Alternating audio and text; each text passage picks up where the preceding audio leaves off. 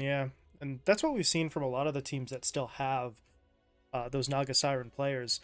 You're not the I win late game no matter what anymore. It's just something that for most of those players feels, I guess, more stable, even if it's maybe lost a little bit of its power in recent times. Oh, And okay, okay.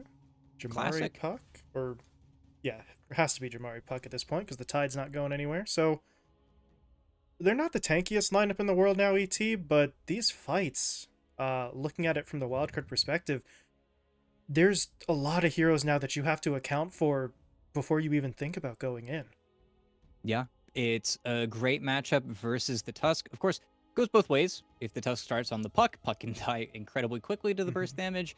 But if Puck starts on Tusk, Tusk in a Dreamclaw is one of the most helpless feelings in the entire world. You can't walk out to punch, you can't snowball. All you can do is pop, tag team, and maybe shards outside the coil. It is an awful feeling. But again, they can find onto the Puck, then maybe that's going to be their easy answer. But like you said, Dreamers have incredible team fight, some of the best team fight in the game, period. They've got some Mm. huge spells, of course, spells that have very long cooldowns, but I think they did need a hero like this for Jamari. It's where I think the Pango also would have been very valuable just because he's got the, spell immunity piercing of his ultimate to get onto the Naga Siren, who will probably look to Song and run away from a lot of these engagements, but they needed another thing to defend the Phoenix Egg. So now Egg is set up, even though the Snapfire's in the game. If Snapfire shows on the map for a second or is using her own ulti, that Egg is going to get down without very many issues, or at least should get down without very many issues. It's where there's going to be a constant battle of who's getting on top of who.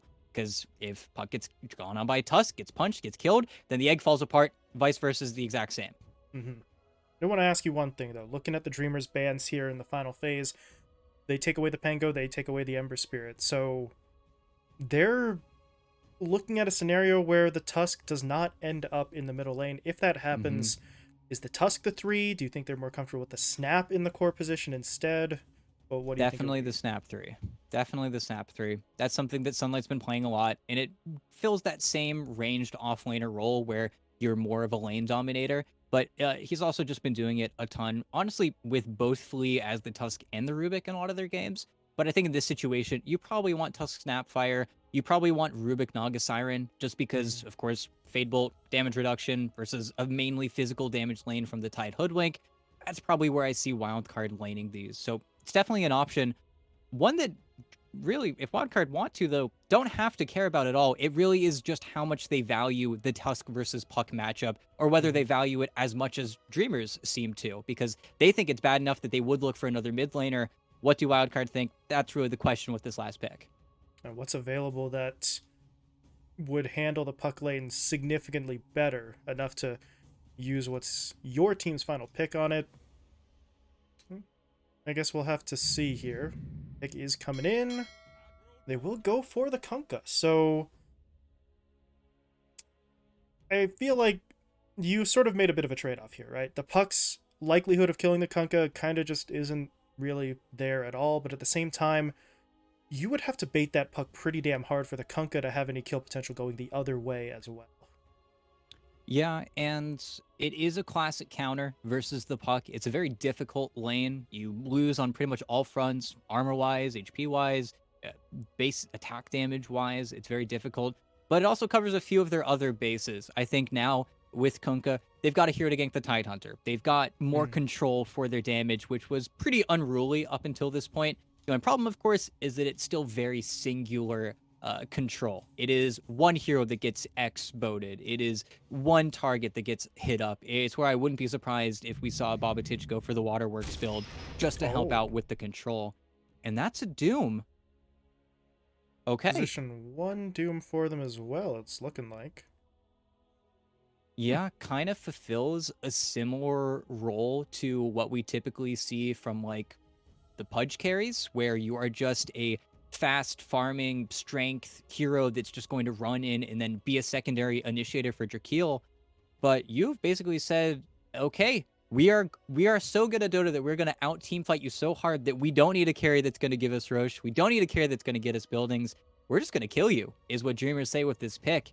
And we'll have to see because, well, if they kill Wildcard over and over and over again, it's going to be pretty hard for Wildcard to play, but they ever start to whiff, they start to fall behind, I mean, there's just no light in the dark. They ever start misstepping, this pick is lock them in basically into that style.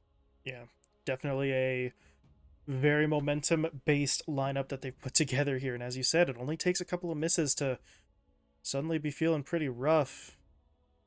Putting a bet on themselves, I guess, in terms of their execution. I guess technically speaking, Adrian on the position 1 Doom will have a little bit of that income built in, just because that's just about how every Doom works, but if they can't find the kills, his bonus gold alone is not going to be enough.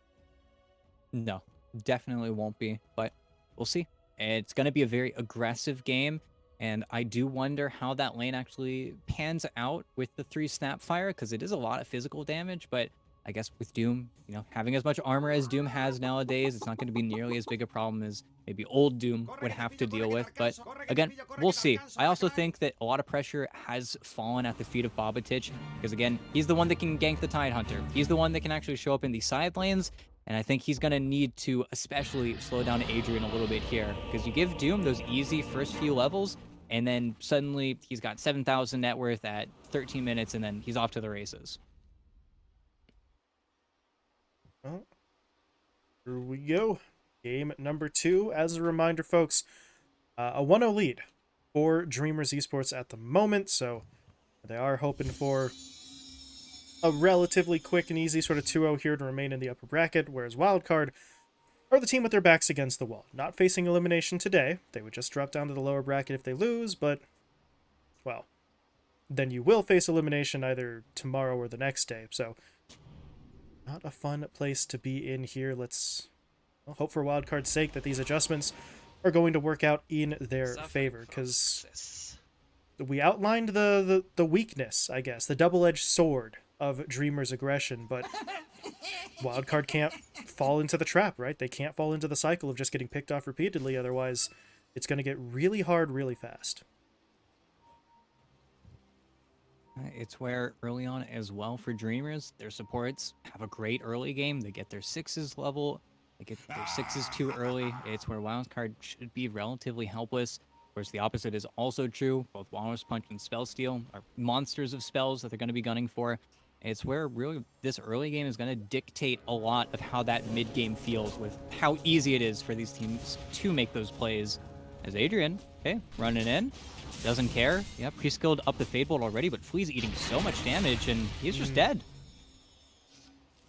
The Shards play, it's nicely placed, but the range and the DOT just don't really care about it, so it is the Phoenix who gets first blood. Maybe not the hero you wanted, but considering the way that fight was going, yeah, Adrian was 1 or 2 steps away from being overextended, so the fact that they get first blood at all instead of losing a hero is going to be good for them. And at this point, Samson, I don't actually know if he gets out of this. He doesn't have the move speed advantage here, so ZXA could just keep on chasing him. He's got Acorn Shot being held in reserve. Now he'll throw it out, and this is a very slow, very sad state of affairs. As fast as the Hoodwink is compared to the Rubik, he doesn't actually have the damage to finish the job yet. Yeah, and honestly, part of this feels completely tactical, because at the very least, now Samson is very aware that his small camp is open, and maybe that's all this was, but is now just a very low Rubik with 2 tangos left to maybe give to Ark, who is also running out of regen very steadily, so I guess your small camp's open. You kept ZXCA away from you long enough, but I don't know, giving early levels over to Dracul, I don't know. An interesting way for Samson to start this game off. Dracul got a level, and unfortunately, because ZXCA was chasing, he ran into Ark's courier, so he was able to snipe that out. Shouldn't be too big of a deal through the first, minute of the game, but the Hoodwink was able to get a little bit of gold for that snipe, but I don't know. All in all, should still be fine for them, so long as Ark doesn't really get pressured too heavily here, but I mean, Dracul's, he's a Tidehunter. He's going to try and be in everyone's face. He's got a point up in the shell already, so not even caring about the gush, not looking for really a fight. He just wants to be annoying. annoying he will be. Of course, typical Naga gameplay. You send the illusions at the 4 position. If Dracula can clip him with the Anchor Smash, then honestly, they're still pretty paper thin at this point, but is still going to be a very easy lane for everybody to farm in, as we've seen pretty much all day. Everybody's just been getting away with the first 3 or 4 minutes pretty easily, without too many confrontations. Well, in a while, taking a look down bot, we'll see what this duo looks to put together, because I feel like this is going to be one of those central points for Wildcard. Whether Sunlight and Flea are going to be able to be effective in this lane. Very rarely do you put this duo together not looking for sort of early engagements, but right now they're the ones falling back. The DOT is... well... is it going to kill him? It's not, but that's only because 555 comes in for the right-click himself, and Sunlight may not actually get the kill. There we go. Fairy Fire helped, but he was able to get in for another right-click, and it'll turn into a trade. Yep, just barely enough damage. Very nice. Of course, not the worst case scenario, but yeah, back top, just a lift into a bunch of illusions, and okay, Dracula was already working on killing him off, but just took a little bit too much damage. So, able to find a couple of support kills early on in terms of these trade-offs for Wildcard. Not a bad sort of start for them, but... well, I don't know. I mean, they were able to find that play, right? That was fantastic of them, but... the fact that Flea goes down at the very start of the fight is still a little bit concerning, and speaking of concerning, yeah, they try to push their way forward. Adrian doesn't care. 2 points in Scorched Earth, so they just don't really have an easy target right now. Yeah, with the wave always getting kind of secondarily pushed in by the Scorched Earth, it's very difficult for them to stick on these plays whenever the tower is just right there. It's where I wouldn't be surprised if 555 looks for a pull sooner than later, maybe all the way back in the small camp, because it is kind of annoying for them to play this close, even though it's still very effective at trading out damage. It's one of the best aspects of Phoenix versus Tusk, especially in the lane. Attack speed slow just pays dividends. Not really a whole lot you can do if you can't get any right clicks in. In the meantime, up top, there was a little bit of a play there, trying to sort of pull further into the jungle, but with all 4 heroes in that area, it really doesn't turn into much. Everyone just kind of goes back to their original setup, so they're trying, for sure, to get that sort of extra little bit in terms of equilibrium, but not a whole lot going. In the meantime, though, Babatich, trying to take advantage of the matchup here, pushed himself pretty far forward. He was basically underneath the tower for a little bit against Jamari, but not able to catch him out. Speaking of getting caught out, though, Flea, again, just not having a fun time here. He did get Adrian pretty low, but pretty low is not low enough. Yeah, and that was a play that they instigated. He cookied his teammate in, and then just kind of got punished for it. Adrian is very low and will need his courier to get a reset coming for him, but it could be worse for the Doom, and he will eventually start healing up with the tower regen, with the flag bearers. Just the nice aspect of Dota nowadays. There's always some sort of regen you can get. His teammate's got a headdress for him as well, so slowly but surely he's going to start ticking back up. So, well, very slowly actually. Might still want, I don't know, maybe not even a full salve, a tango or something, because I know they've been playing up pretty well against Flea so far, but you do still have to show a little bit of respect to the Tusk. But a Tusk who is not in the lane right now. He's trying to fight for the runes. 555, though, was able to beat him to it, but you can still kind of count that as a win, because that's a DD Phoenix instead of literally any other hero in the game. Nope, take it out of the hands of the Kunkka. The Kunkka also decides to go for the top rune, and then with the not spawning there, isn't able to make a secondary play onto said Phoenix, but it could be worse. But now that the mid laners do have those ultimates, I can only imagine that we're going to see some rotations pretty soon here, just because it's the way it goes, how they fix these lanes. Even though top lane, still a struggle in Arc, strength treads up, yeah, has a big stick, he will be fine, but Drakeel still cannot get shut down right now. He is just getting to that point on Tidehunter where there's just not much you can do. Yeah, even if he has to sacrifice his support, he's still doing just fine, playing way up on the tower. Speaking of playing up, though, Adrian passed the creep wave there. 3 points now in the Scorched Earth allows him to chase onto Flea, so it It is not a good game for this Tusk. It's not entirely his fault either, but his teammate's trying to get a little bit of revenge. Sunlight did connect with the Cookie Stun, but he already used the Scatter Blast, so that's not available for the final bit of damage. But while Sunlight was creating a distraction up in the top lane, Bobatich rotated in. Got the X, they got the Ghost Ship. And Drakiel, he's very tanky, but he's not unkillable. Ooh.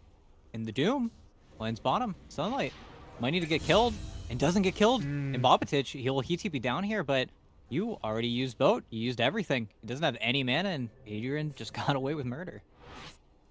Well, there's your first Doom of the game. Long cooldown, sure, but what else were you going to use it on 8 minutes in, right? There's no massive team fight being planned out by either side, so he gets himself a pick. He's now 3-0-2, so well, he didn't go for the full-on greed build of the Devour, right? But getting 3 kills in the first couple of minutes, that gold is still going into your hands. At the same time, ZXCA just stole away a haste rune.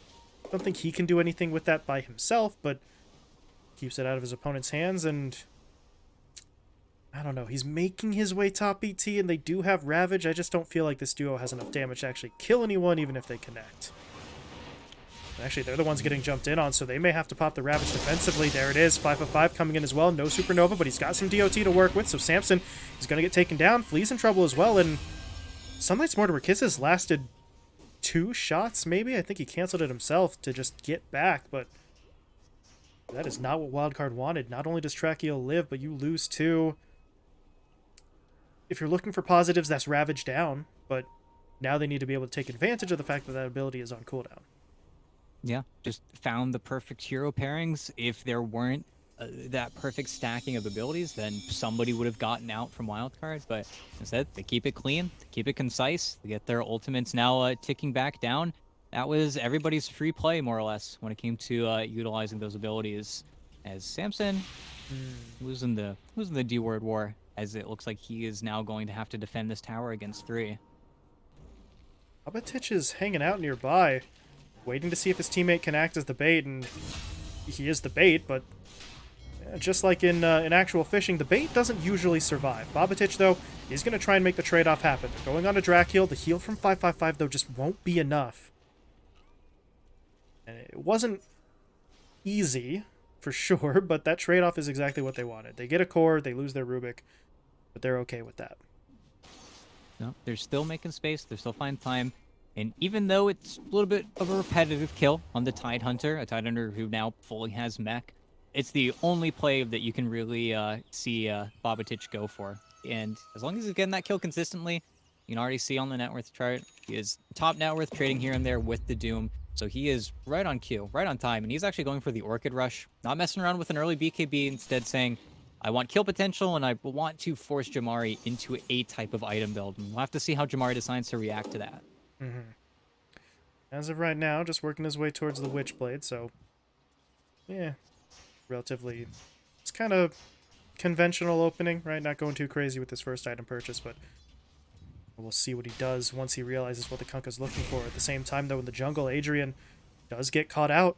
The support rotation comes in. Sunlight is there. Did not have to use his ult for that either. So they're able to spare the cooldown and get what was the highest net worth hero in the game with that kill. Yeah, just ends up moving from that kill into a trade of the towers. Just was unable to rotate out in time for that Doom. Even though there really isn't anywhere else for him to play currently, mainly because ZXCA has just completely focused out on stacking up this triangle. That Drakiel is now going to farm and then become an absolute beast. Doesn't matter really which one he decides to farm first, but this is where ZXCA has spent most of his time, most of his levels. It's why he is so low net worth right now, because this has just been the entire game for him. And they're even going to share it with Adrian. They're just going to make sure these 2 cores are massive. It's a lot of gold going their way in a scenario where Wildcard, I'm not even sure they know this is happening. Even if they did, they're not in a real position to march anyone over there to try and contest it. So big stuff for Dreamers. Adrian even finishing off that hand of Midas. So he's got the Midas, he's got the Devour starting to tick up in terms of levels as well. So the gold is going to start flowing for the Doom.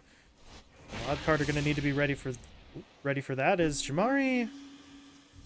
Okay. not feeling like he was under too much threat. Sharpshooter's coming in, though, so Samson's got to be kind of careful, but it will not hit, and now... Is this really a fight that they want? They're going to try to get onto the puck. Can he phase shift in time? No, he can't, so the boat still hits, but he's getting healed up by that Sunray, and now this fight's looking very awkward. Sunlight is trying to channel out his ult, but there's going to be the Dream Coil connecting. Drakeel still needs mana for his Ravage. Now he'll throw it out. They have the Supernova on top of it. Bobatich is the only one hit, but he's the one they want.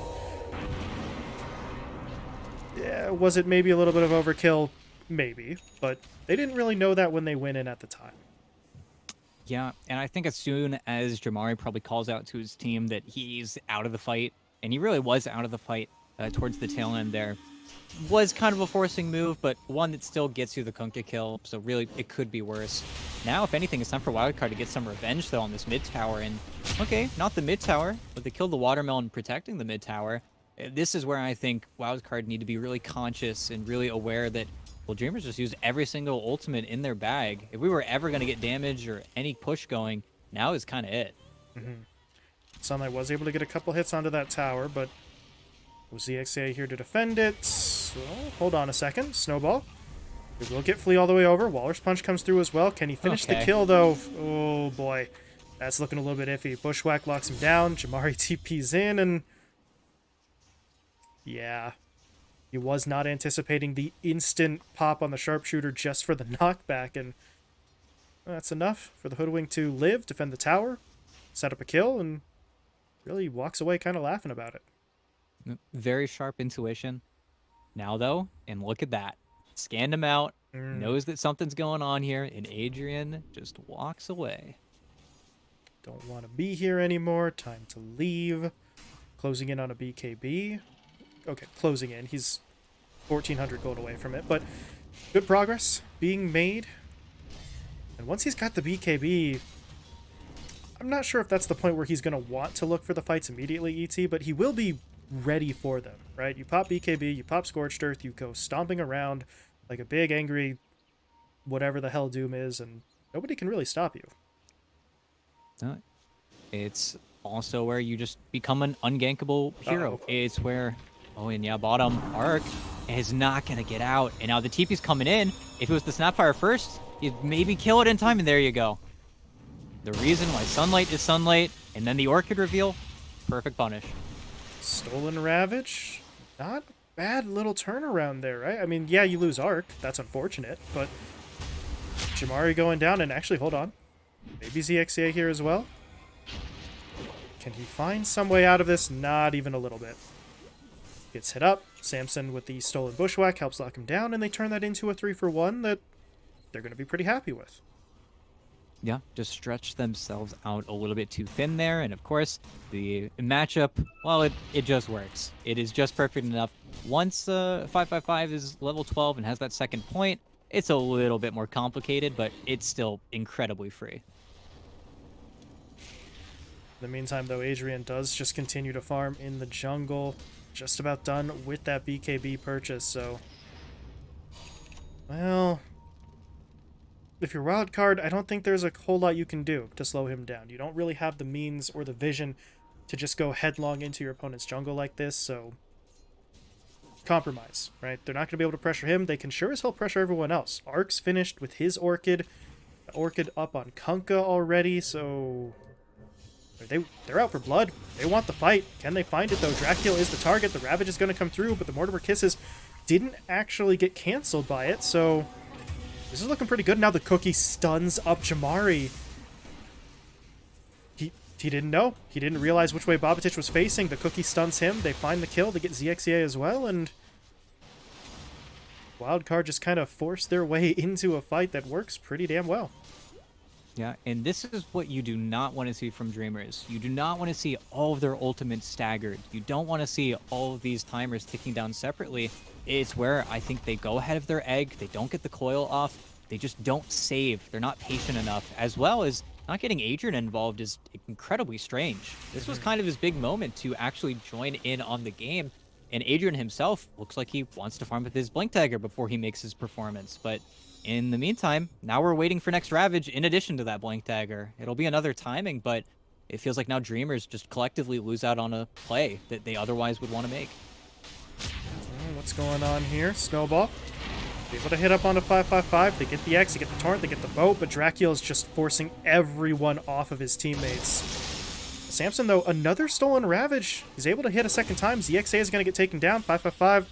Now silenced. Rooted up. Not getting out of here alive. Jamari is able to hit with the Dream Coil, sure, but this is not how they can do this. This is another fight that they're taking without their Doom. And they're going to lose it again. I do not know. The decision-making process here out of Dreamers ET is looking more and more questionable as we go. Yeah, and of course, the two really early Orchids finished on Wildcard is what's kind of causing this chaos, especially for the supports of the lineup, but that was a fight they ran into headlong where, again, they don't find the connection with multiple ultimates. That was a situation they knew they didn't have Ravage. It had to be everybody else, and doesn't pan out, and then Arc baits himself as an illusion, just walks up to the puck, Orchid lands. Simple as that. Dead. Okay. Looks like the Hoodwink is going to be able to make it back into the base, so they won't find another kill, but man, oh man, does it feel like momentum is shifting Wildcard's way. Net worth-wise, still very salvageable, for Dreamers, right? They're only down by 2K right now, so if they can get together, if they can put their team fight together in the way that we've sort of been alluding to all this time, it could still look good for them, but it's going to require a change up in the way that they've been playing. The style so far just isn't working for them.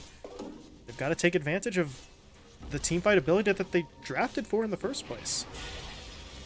Now, again, gets the vision with the Illusion Rune. This is a fight that they will disengage from, or at least look to, but Bobatich is incredibly far forward. Oh, what a hop. Gets him away. Don't think that they can catch up just yet. Jamari has to go very far forward with the orb, but now he's going to get silenced again. Dracula, though, did get the gush down, so Bobatich is still slowed. He's got the Hunter's Mark on him as well. Hit by the Bushwhack, and ZXA eventually snipes him down. They're going to look for a little bit more. They got the Dream Coil connection onto Flea. Silence to follow. Gush comes through. They'll get the kill. Arc is into the fight with the Song. Oh, boy. Not with the Song, because he gets hit by the Doom and the Ravage first. And it's Wildcard's turn to be a little bit iffy on their decision-making here. They have lost 3 already, and it may be 4. Samson is slowed, but they don't want to dive a Tier 2 tower. Understandable, but that's just what we were calling out this whole time, ET, right? They put all their ults together, and they just kind of barrel their way through. Yeah, and just barely the Doom doesn't walk underneath that Wildcard vision. Otherwise, Arc would have been able to reset that entire team fight with his ultimate, but just everything lands. The AoE, the ground, it sets up everything for that Doom. Adrian even hesitated slightly on the initial Doom just because the mirror image just got off, but it ends up not mattering. And now, Dreamers get to be the one to sit. They're the ones that get to reset. This is the first time in this game where they got to use all of their ultimates, and now they don't want to fight. They want to run away. They want to be patient. ZXCA, though, it looks like he's going to go down, and maybe Drakeel, I feel like he should be able to walk this off. He's so annoying. We'll see, though. They might just keep gunning for it, but this is not a fun kill. Killing Tidehunter is no easy task. Yeah, Dracula's going to walk out. So it's just the loss of ZXCA. Jamari, meanwhile, now we see that defensive itemization. The Yule Scepter's finished off, so the silence can be removed. Of course, there is something to be said. If you're using the Yule Scepter, then you're kind of out of the fight for a similar length of time compared to being silenced, but you're not going to be getting wailed on by 3 to 5 heroes while you're Yuled, so certainly a sacrifice Jamari's willing to make, although at this point he's got to make sure he doesn't get caught here. Lee jumped in onto him. Looks like everyone's going to go their separate ways at this point. Samson steals Gush. Okay. Could be useful in that next fight, but for now, not really going to amount to too much.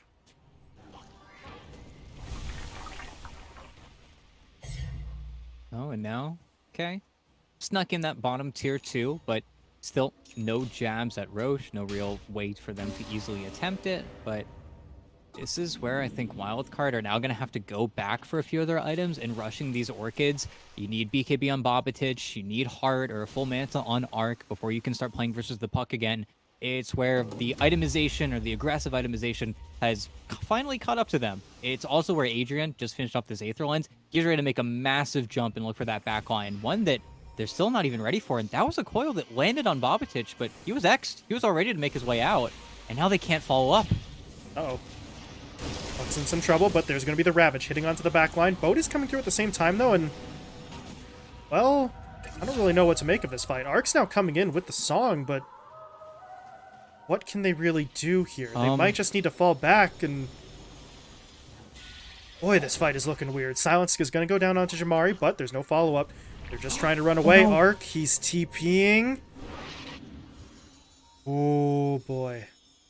The cookie didn't quite push him as far as they had hoped, but he's still able to get the TP out. The problem is, if you're Wildcard, you still end up losing your Tier 1 tower, and not all of the ults were used, right? Doom is available, Supernova's still up, so Dreamers don't have to entirely fall back now.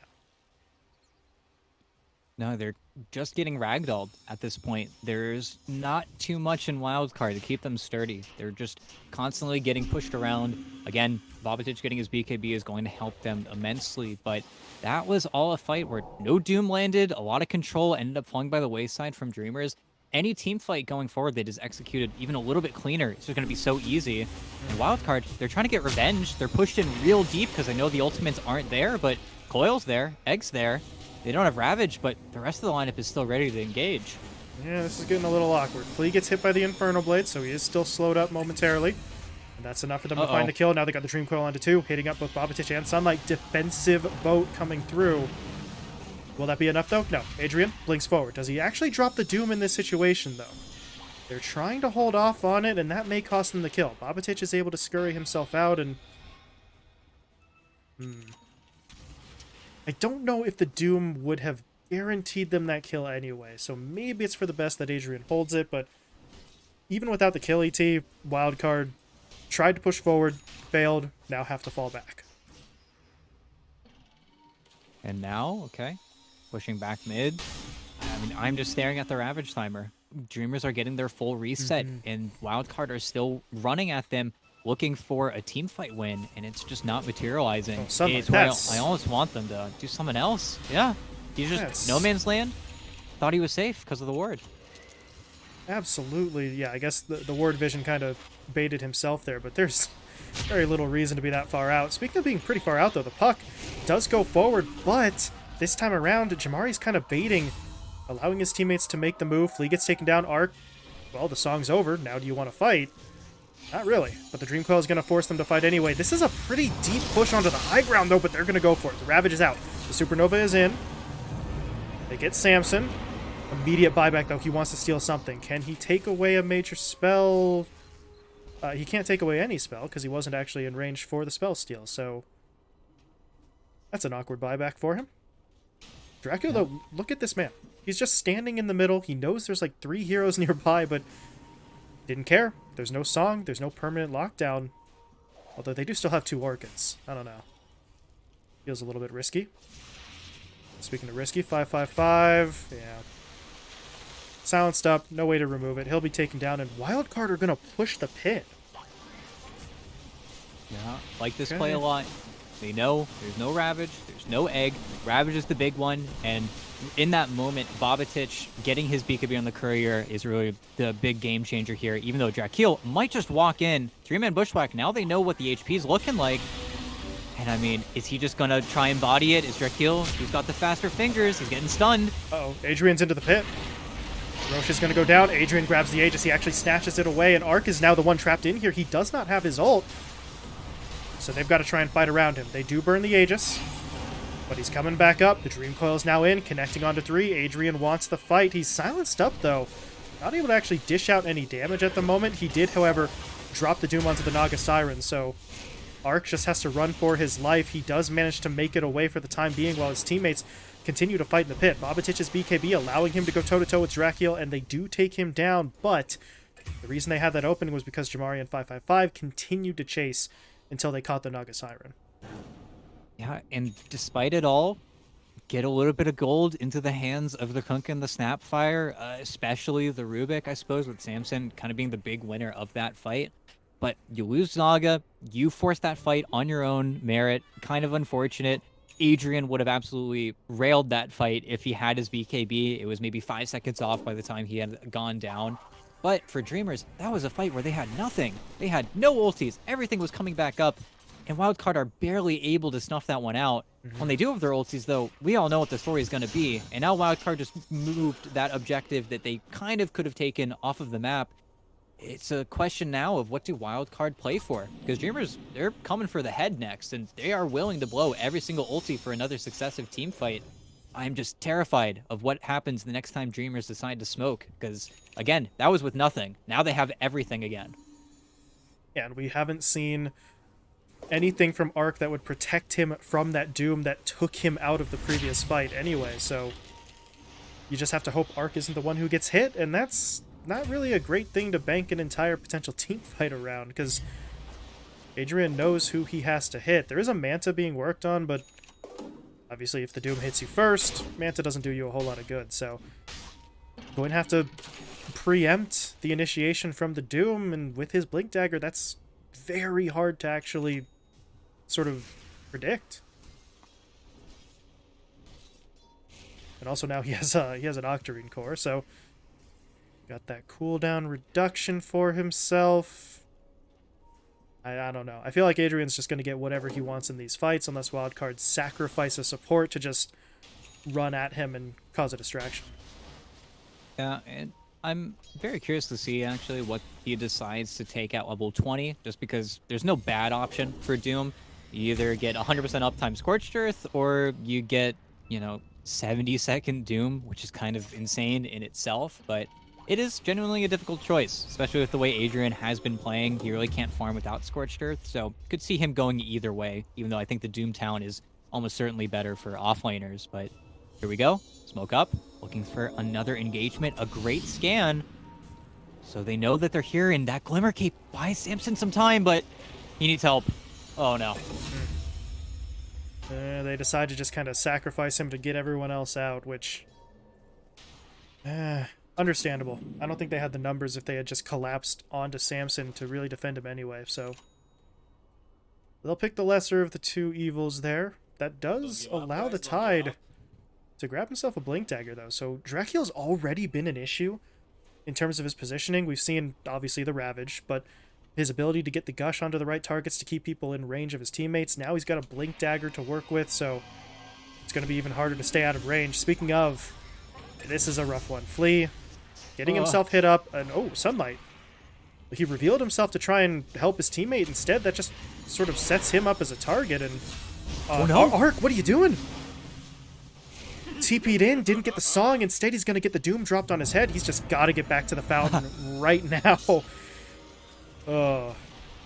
And I think everyone just realized we are fighting at tier 4s at 30 minutes for no reason. Let's all just take a deep breath and back the hell up. But for Arc, he is genuinely lucky to survive there. That could have been terrible. Yeah, and I genuinely think without Flea getting back in there, there was a good chance as mid, Bobatich, oh no, get him before the BKB, great snowball. Just a delay though, now the BKB is going to get off if he needs to, but the song comes instead. Much cheaper, but still, I don't know if Bobatich, do you really want to fight this? This is kind of scary. They want the puck, but there's that Eul Scepter coming into play. He's got 7 seconds up for his Dream Coil, but he actually went in too soon. Way too soon. Gets burned by the second silence. Ooh. He kind of forgot that there were 2 Orchids out there, so Jamari will get picked off. ZXCA is in some trouble as well, but here comes the buyback. They're looking to move back in. They've got the Supernova going, locking down Sunlight. Will it be long enough, though? No, it will not. The Supernova goes off. It connects onto 3. Sunlight goes down. Samson dying as well. Flea off to the west is getting run down by Drakiel. He's on buyback, so they would love to kill him, but they wanted to hunt after the core kills instead. Unfortunately for them, the cores get away, so... Well, I don't know. That's a weird one. The puck dies, going in a little bit too early, but Jamari's able to buy back and rejoin the fight, so... Dreamers still control the field, even though it cost them more gold than I think they were expecting. Yeah, still ends up, I think, working out for them. They're going to get a little bit more map control. These towers are so obnoxious for them to take that whenever they get the chance, it is that much more important. But still, like you said, buyback on Jamari feels awkward, feels kind of nasty. Arc's even kind of hunting him down bottom, and Arc is actually going for a Hex, just so that way he has that guaranteed disable. And Arc is still trying to be annoying here, but Mm, it's a matter of whose teammates can collapse on you faster. It's where I'm not really sure who's got the Bobatich. advantage. And yeah, Bobtich just dies top. They they didn't doom him. They just caught him. That is awkward. He had BKB, he had silence, but well, now he's dead for 60. Now you've got a Shiva's guard built up on Adrian, so this is starting to get very concerning if you're Wildcard. In the meantime, Jamari is doing some dancing. Jump to the orb, but Flea's able to hit him, I think, with the ice shards there, so You don't have the sign. that fixes, well, a problem, right? The Kunk is dead for a long while, but since the puck bought back previously, his death timer is pretty massive, and that is going to allow Wildcard to push their way forward a bit. How far forward, though? Because Adrian is looking like he wants the fight. Who does he really go for here? Didn't pop his BKB, didn't doom anyone. Maybe just looking to create a distraction, but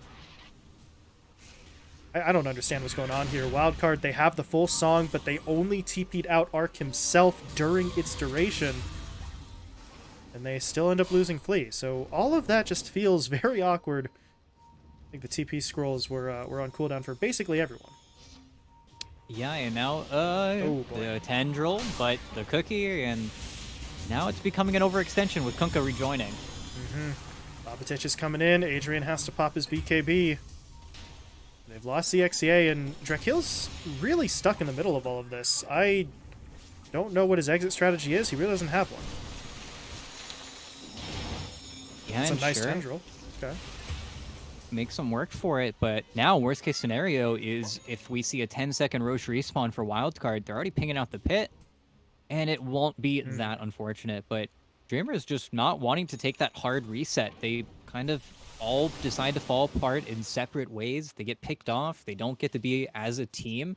Really, in every way, Dreamers are so much stronger than Wildcard as a full 5-man, but with the way the map has been played in the past minute, just very ugly stuff from them, all leading from before when Jamar got picked off bottom. Just felt like neither side was 100% sure that this was the fight that they were all actually committing to, so we see some people sort of staying behind when they could have left, some overextensions when you could have just fallen back, and well, if you're Dreamers, you're resetting. Your heroes are all going to be back up, you've got all of your abilities, you are finding the Rubik here in the jungle. Okay. Quick and easy kill there onto Samson, but take a look at the itemization for Bobatich. He does have that silver edge, so he hits, he breaks, could play a factor, could take away a little bit of the durability that Dreamers may be banking on. It'll all depend on who he can actually hit with the silver edge. And with that being said, 20 seconds on Roche. The game will refocus just a little bit here. Wildcard will need to actively scout this out, though. Unfortunately for them, no vision over here, no outpost for them to play around, and Ark has not been too savvy when it comes to getting those illusions over to that side of the map, but mainly because he just hasn't been there yet. And the Tide actually TP'd towards that top outpost before he was able to push out bottom at all, so there is a pretty sizable amount of actual creep pressure here in bottom. And right now, Wildcard are actually being a little patient, delaying how fast these illusions actually end up on the tier 3, but the damage is there, and with carts, this is actually going to become quite the problem that they're going to have to deal with, but that's where Dreamers, they're not chancing anything. Instead of going for what is the free Roche, they're looking for the fight. Well, they run into Samson first. Not really the target that they probably wanted, but they do get the kill. That's Wildcard's cue to leave. Ark's TPing out already, but I think they might just get the tower here. Yeah, they're not going to be able to come back to defend it in time, so Samson for a tier 3, and Dreamers don't take Roshan when they could have. That's going to work pretty well if you're Wildcard. Yep, this is where now the ball is in Dreamers' court. They need to get over towards this Roche pit. They're doing a good job. Dyrachio is actually pushing out bottom. He will TP towards that outpost, and then they'll look for an engagement, but they need to become 5 again. They need to all group up. This is where they're at their weakest whenever they're trying to accomplish multiple tasks at the same time. And Bobatich is giving him a pretty nice in right now. Hex reveal, but oh no! Bushwhack hits up onto 2. The Ravage will follow. Bobatich doesn't get hit by it, but the Tendril will connect, and now they're going to jump in. Adrian, back into the fight. Popping the Doom, gonna go in onto Arc, and at this point, yeah, the fight's over. They've just got to try and fall back, but Bobatich can't get himself away. The Supernova's burning him down. They're gonna be able to find that kill. And well, ET, what did you say? They gotta regroup. They gotta be back as 5 again. They do exactly that. Wildcard, unfortunately, unwittingly, just walk directly into the perfect setup, and 4 heroes dead. 3 of them don't have buyback. The only one who does is Sunlight, but his ult won't be available even if he does buy back. So, well, Dreamers, they knew what they needed to do, right? They didn't panic after sort of letting things get out of hand. Now they're back on top. And the reason they go for that jump is because they have this beautiful ward on the high ground that just scouts Adrian's entire path to go simply farm the Ancients. But he's the Doom. He's not the one to kill first. It's where previously every single successful team fight has been finding ZXCA, finding Jamari, killing them off one by one, and then isolating the Doom, who would then run away because he doesn't want to die. But the one time they try to kill him, it just ends up blowing up in their face. And now, the push, it's slow, it's insidious, it's not very effective or pretty looking, but it's happening, and you've got pretty much everything, at least from the Doom, in 4 seconds. Doom already back off cooldown, just hit 25. The only one not ready to fight right now is Drakeel, but Roche is also available. They've got endless opportunities for Dreamers. And Adrian, with the overwhelming blink now as well, he had it for the fight additionally, so part of the reason why that was so effective, right? You blink in, get a little damage, get a little slow. Doom is basically free because they're not going to be able to get away in time. Just don't really know. Wildcard have to go back to the previous strategy. As you said, they picked off the supports. They kept Drakeel's Ravage isolated-ish, right? It's still hitting, but it wasn't hitting with the likes of the Doom and the Puck within sort of follow-up range. So if they can do that, it'll work, but can they actually find that positioning? Because, well, their opponents are into the Roche pit. This is going to be Aegis as well as a Shard. Who takes the Shard here? Because Adrian has his, Drakeel has his. Jamari doesn't.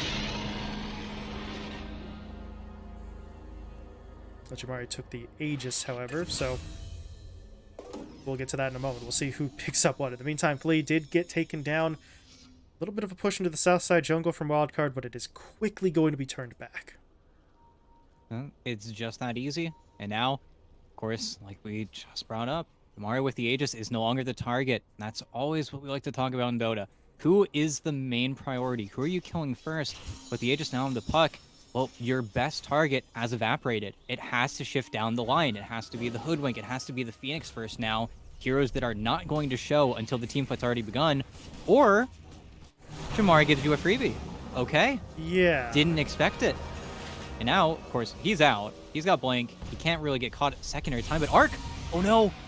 Somebody help him. But Stolen Doom? This is very weird. The Doom got stolen, applied back onto Adrian. So a nifty play from Samson that may very well save his teammate. It's going to cost him his life here, almost certainly. He is going to get dusted. Chase into the tree line, will be taken down, but off to the east. Jamari didn't give up on the kill. Tried to chase his way forward, but he doesn't have the damage by himself. He needs help, but here comes help. Drakeel moving in, waiting for the Ravage. Actually went for the Tendril first. Now the Ravage comes out during the snowball. That's not fantastic. So Arc should still be able to get himself out of here, but Bobatich is caught. No BKB available. Already used it in the fight. So Adrian will still collect his triple kill. Very weird sort of series of events there, but they have taken a lot out of the potential defense for Wildcard, because if they don't want to use buybacks, they're going to have to sacrifice at least the tier 2, I would say, unless they just don't push it, because their creep wave's a little bit further back. So they're just not going to go for it. Adrian, though, is this a fight that he wins? I'm not 100%. Yep. Okay, wow.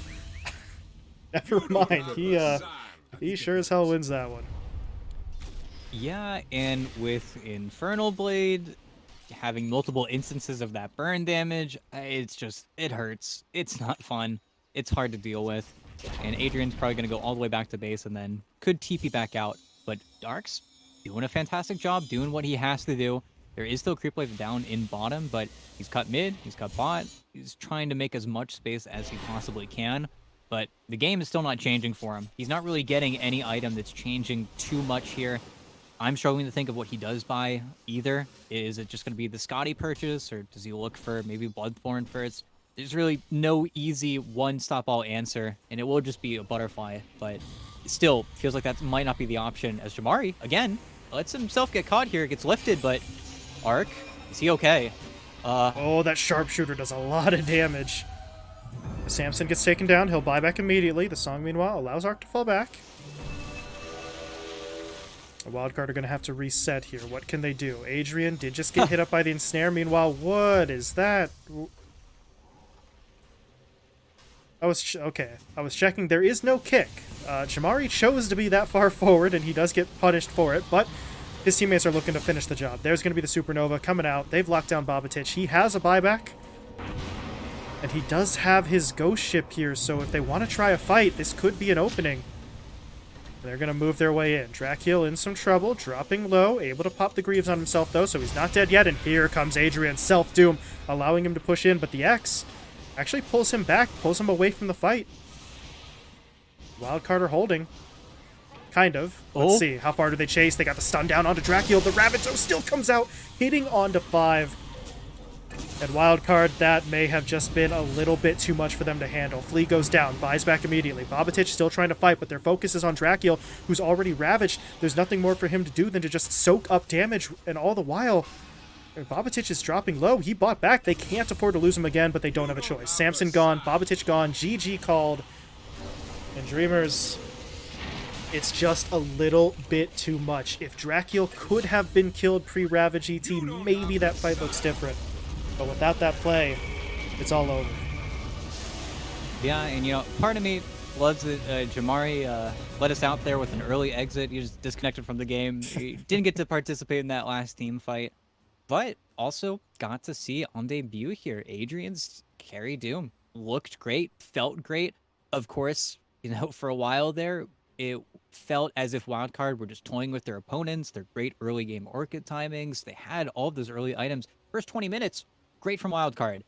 But then Yules gets completed, the Greaves get done on Dracul, Adrian actually starts fighting, and then once it is that true 5-on-5, Wildcard just did not have a high enough level of execution. When they got into those team fights, they felt like they got what they wanted, especially the ones where they're able to pick apart Dreamer's lineup one by one, especially when they're constantly staggering those ultimates and not allowing Dreamers to get that ideal engagement.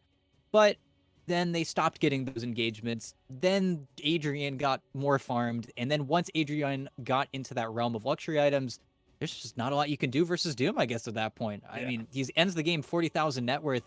Really, he just kind of got to that realm, that perfect realm of Doom, where you have every item you could possibly want. You're inching up closer and closer to level 30. He really didn't have to do very much. And even though, you know, killing buildings was like pulling nails, still got done. Once your opponents are all dead, they're all dead. There's nothing to defend. Yeah, building damage, as you can see here, it was a little bit of a struggle for them, but hey, they get the job done. But the thing that really is going to stick in my mind, ET, Arc built an Orchid. Babatich built an Orchid. The plan to deal with Doom was to just always kill him first, which, okay, I mean, if that is how it works out, great, you win the game. But how can you guarantee that you're going to be able to lock down Adrian and Jamari every single time?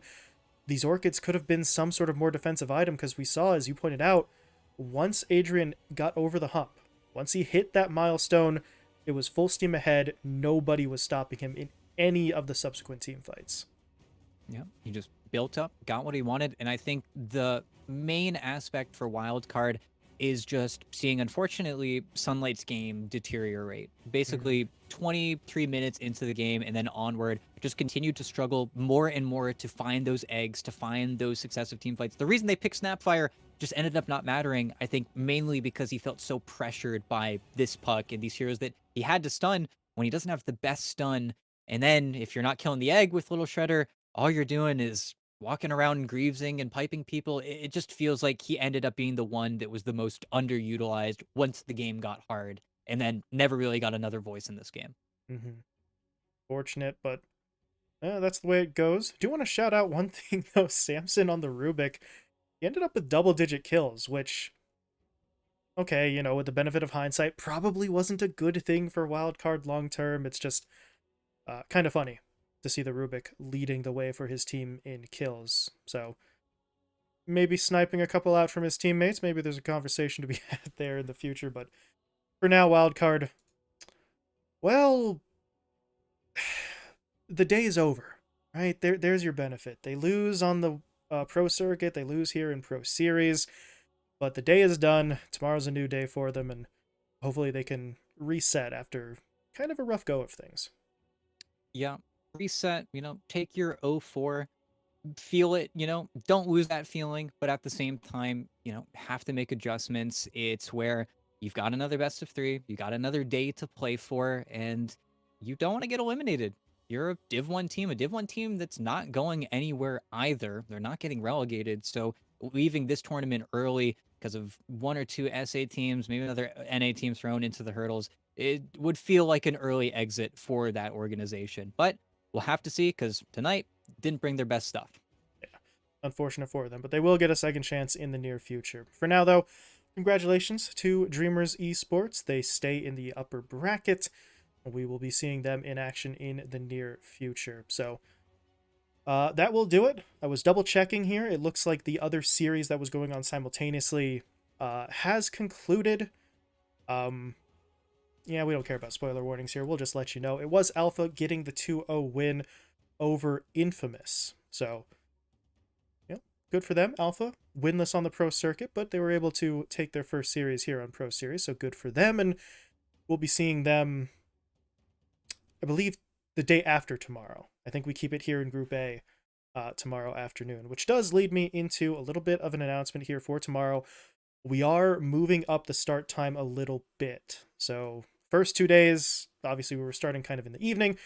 Tomorrow afternoon, 1 p.m. Pacific time start. So we are shifting things up a little bit. I think that's going to be the normal start time for Pro Series now moving forward as well, because we've gotten a lot of the DPC